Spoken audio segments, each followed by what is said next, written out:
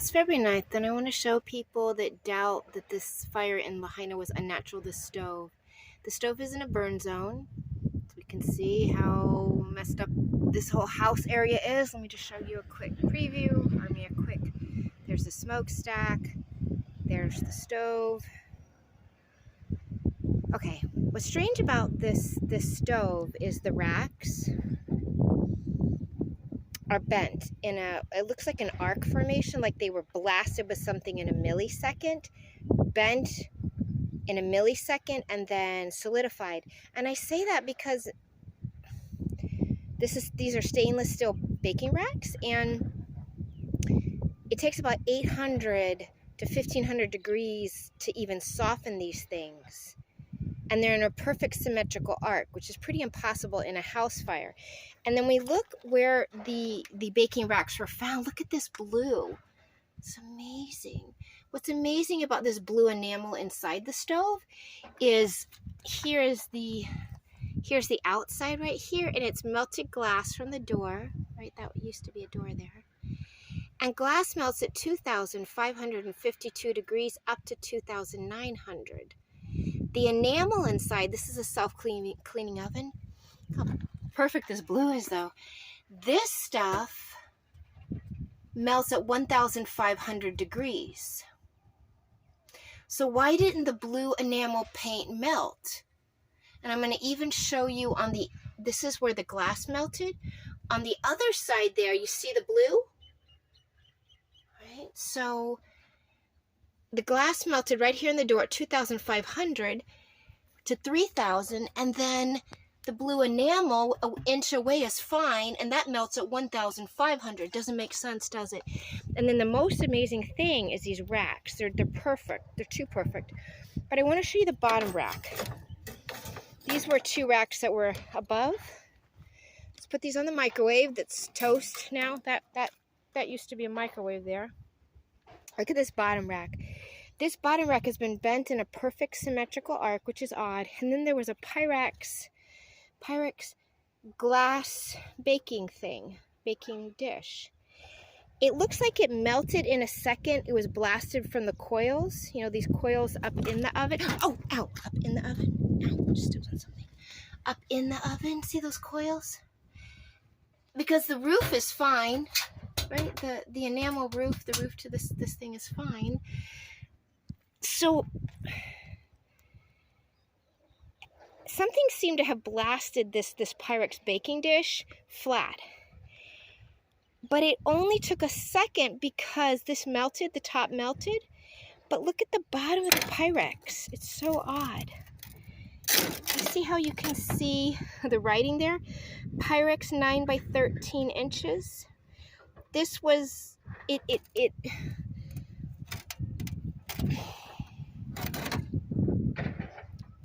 oh, shoot, I just fell.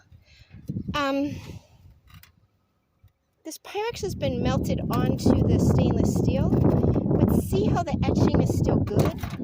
The etching is solid. The etching is, it only melted on the top for a second and then re-solidified, because see the etching? It's hard to hold this and touch it, but if you, oh, I can't do it, but I can't hold the phone, but I can touch that etching, that 9 by 13 Pyrex thing, and it's still solid, which means that this Pyrex dish,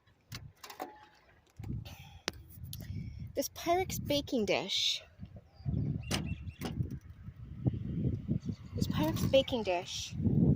melted the top and then instantly solidified in less than a second.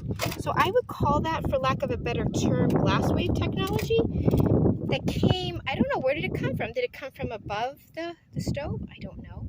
Did it come from the coils in here? I don't know. But something blasted through either the coils or the top of this oven in a millisecond and blasted out through here, or somehow this glass melted at some other time. But in any case, this glass melts at 2,552 to 2,900. The enamel melts at 1,500 to 1,600, and it's an inch away. Glass enamel, right? Glass enamel. And the enamel didn't melt at all. So something, it seems to me, like blasted through the roof here. or through the coils, I don't know. And in 1 millisecond, heated up the Pyrex, which was sitting in the oven. It takes 1,500 degrees. And by the way, a house fire is only 1,100 normally. Blasted, bent the metal racks instantly, melted the Pyrex, but didn't melt underneath the Pyrex, because underneath the Pyrex, you still see the etching. It's amazing. So I call this blast wave technology. What's also interesting is when I looked inside this oven, you see this? That is a wire, and this is a plastic. This is a plastic, coating to the wire.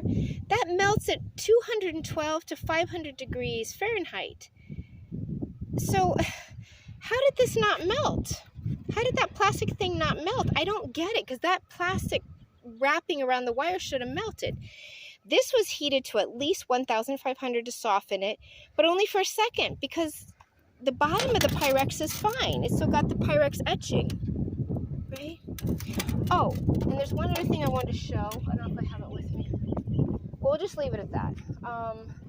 There was a piece of paper in here that was interesting, that was just slightly burnt. But anyways, there you go, your perfect blue stove with the melted glass. It takes 2,500 to 2,900 to melt.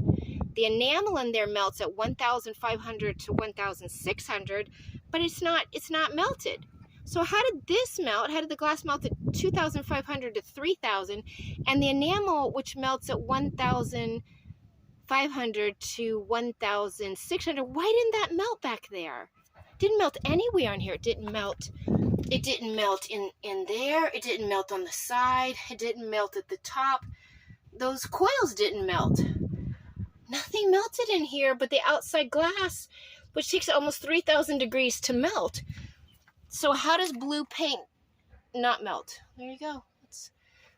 I'd love for this stove to be analyzed, because it's pretty amazing. It's pretty amazing what's going on with this stove.